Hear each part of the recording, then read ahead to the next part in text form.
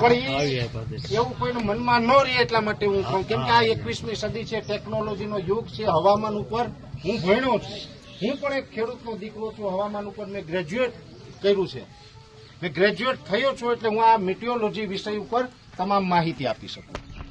એટલે જે આપણી ગુજરાતની જમીન છે, આ જમીનની જે સપાટી છે, આ જમીનની સપાટી પ્રમાણે 1 કલાકની અંદર 3.25 ઇંચ વરસાદ પડે તો આપણી જમીન છે એ પાણીનો નિકાલ કરી શકે.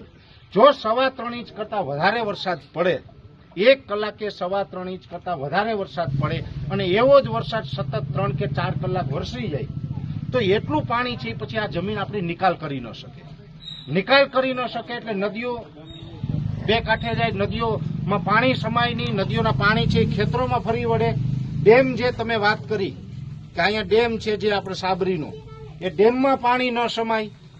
બારા ખોલે તો એક તો ઉપરથી આ વરસાદનું પાણી આવતું હોય અને બારા ખોલે એટલે ડેમનું પાણી, એ બધું પાણી ભેગું થાય એટલે ખેતરોય તાણે, ચોમાસું પાકે તાણે અને બધું તાણીને લઈ જાય.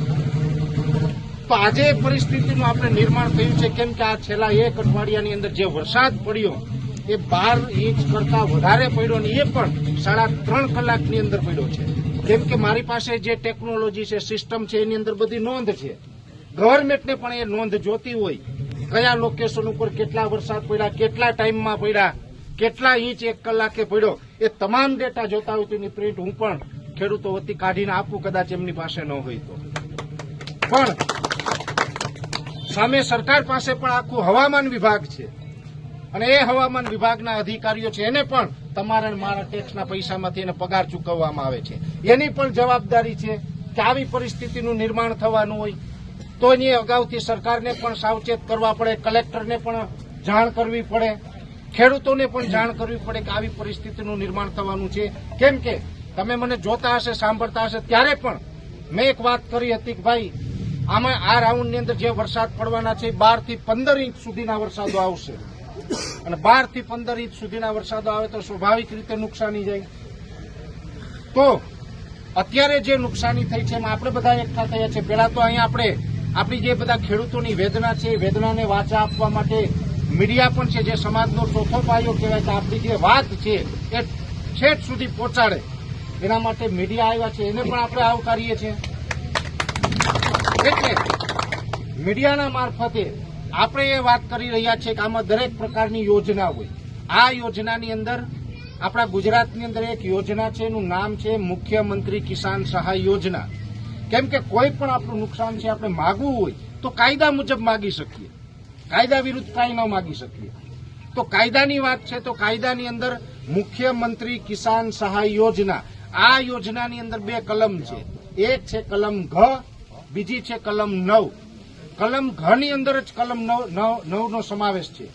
તો મુખ્યમંત્રી કિસાન સહાય યોજનાની અંદર કલમ ઘ અને કલમ 9 આની અંદર સ્પષ્ટ આદેશ છે કે જ્યારે પણ દુષ્કાળ પડે, વાવાઝોડું આવે, અતિવૃષ્ટિ થાય, આ હોનારત થાય, ડેમ તૂટે અને કોઈ પણ કુદરતી આફતને કારણે જે આપણે ખેડૂત ભાઈઓને નુકસાન થાય તો એ નુકસાની માટે સરકારે 72 કલાકની અંદર આદેશ કરી અને આ જેટલા ગામડાઓની અંદર નુકસાની હોય એ નુકસાનીનો સર્વે કરે અને સર્વેની અંદર જેટલા ટકા પણ નુકસાની હોય એ નુકસાનીનું વળતર છે એ 2 હેક્ટરની મર્યાદા પ્રમાણે, કેમ કે 2 હેક્ટર છે એ પણ બંધારણ મુજબ છે, એટલે બંધારણની જોગવાઈ છે 2 હેક્ટર સુધીની, તો 2 હેક્ટરની મર્યાદામાં સરકારે એ વળતર આપવું જોઈએ.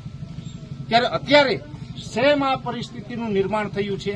અત્યારે આ જ પ્રકારની નુકસાની આગળ અમે હમણાં લુસાડાથી ડેરવાણને થઈને પછી અહીં મઘરવાડા આવ્યા, ડેરવાણમાં પણ એ જ પ્રકારની નુકસાની છે, મઘરવાડામાં પણ આ પ્રકારની નુકસાની, પછી અહીંથી આગળ માણેકવાડા હોય કે દરિયાકાંઠા સુધીના છેક સુધીના જે ગામડાઓ છે બધા ગામડાઓની અંદર આ નુકસાની છે.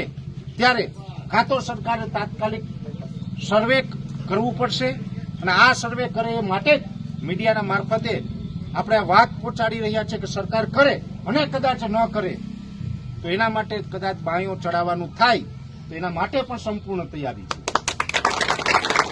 કેમ કે આમ તો મેં હમણાં ડેરવાણમાં પણ કીધું, ભાઈ ગોવિંદભાઈ સાથે હતા, હા એક મિનિટ, કે દરેક ગામની દરેક વસ્તુ પ્રખ્યાત હોય. કેમ કે હું તો છે ને હું રાજકારણનો માણસ નથી, મને રાજકારણનું ભાષણ કરતા ન આવડે. હું તો એટલું કહી શકું કે ભાઈ તમે કોના માણસ, તો હું કહી શકું કે હું મારા ગુજરાતના ખેડૂતોનો માણસ. ગુજરાતની અંદર 60 લાખ ખેડૂત ખાતેદાર છે, એ બધાયનો હૈયારો હાથી છે. એવું જ્યાં ખેડૂતને તકલીફ પડે ત્યાં દોડીને જવાનું.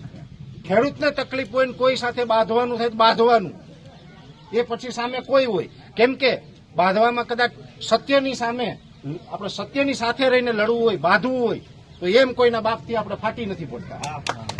કેમ કે દરેક ગામની દરેક વસ્તુ પ્રખ્યાત છે. અહીં તમારે લુસાડાના પેડા પ્રખ્યાત, પોરબંદરની ખાજલી પ્રખ્યાત, લાઠી છે અમરેલીનું, ત્યાંની ભાખરવડી પ્રખ્યાત, માળિયાની થાબડી પ્રખ્યાત. દરેક ગામનું દરેક પ્રખ્યાત હોય. એમ અમારું જુનાગઢનું એક પ્રખ્યાત છે, જુનાગઢના બાવા વખણાય. ખબર છે ને? એટલે હું સરકારને કહું છું કે હું જુનાગઢનો છે, એ બાવો છે. અને ખેડૂતોને જયારે અન્યાય થાય ત્યારે સરકારે યોગ્ય ન્યાય કરવો. જો ન કરવામાં આવે તો સમાજમાં બધાને હારે રહીએ ને એટલે આ લુગડા પહેર્યા, બાકી હાવ નાગો બાવો છે સરકારને હું જોઈ. બરાબર? એટલે આ જે અત્યારે આ પંથકની અંદર નુકસાની છે, માટે ગોવિંદભાઈ હોય, પ્રવીણભાઈ હોય, કમલેશભાઈ હોય ને તમામ ટીમ વતી આપણે મીડિયાના મારફતે સરકારને અપીલ કરી રહ્યા છે કે અત્યારે બીજી બધી વાત પછી અત્યારે 2 પ્રકારના નુકસાન ખેડૂતને છે.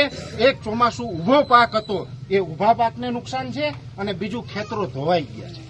એટલે આ બંને પ્રકારની નુકસાની છે. એની અલગથી વળતરની જે એને બજેટ હોય એ બનાવવું પડશે. કેમ કે પાક ધોવાણનું જે છે, જે પાક નિષ્ફળ ગયો છે, મુખ્યમંત્રી કિસાન સહાય યોજનામાંથી આપવું પડે, અને ખેત ધોવાણનું જે છે એ અલગ બજેટમાંથી આપવું પડે. એટલે બંને યોજનાનો લાભ છે એ ખેડૂતને મળે એવી અમે વાત કરવા આવ્યા છે અહીંયા. અને જો કદાચ નહીં મળે તો અમે તમારી સાથે છીએ.